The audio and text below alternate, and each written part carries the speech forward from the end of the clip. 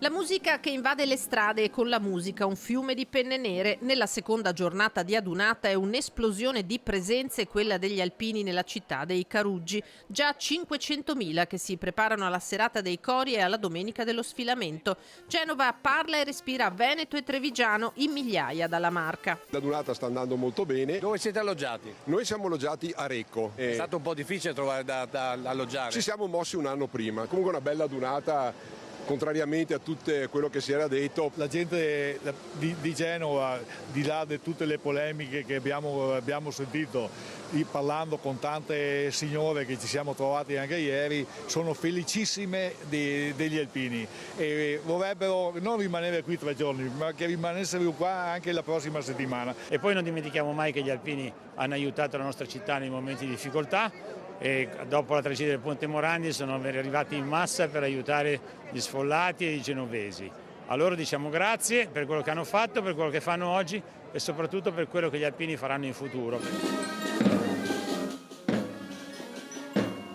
È proprio esserci, partecipare, secondo il presidente della sezione di Treviso, Franco Giacomin, la migliore risposta alle polemiche dei giorni precedenti all'adunata. Noi ci siamo, senza clamore, ma con tanto entusiasmo, voglia di stare insieme, condividere e creare un momento di pace e serenità. Per un passante la presenza degli alpini è stata addirittura vitale. Colto da un arresto cardiaco per strada, è stato salvato dal massaggio praticato proprio da 3 penne nere. Il messaggio chiave è serietà, disponibilità, lavoro, senza tanti clamori ma con grande presenza e soprattutto costante presenza nel tempo. Genova ha delle storie, dei racconti, come i 1300 posti sulla Moby Lines noleggiata dagli alpini di Valdagno e ancorata al porto della città della Lanterna, o l'impresa di un alpino bresciano che qui è arrivato a piedi. Lei è venuto a Genova a piedi da Brescia, perché?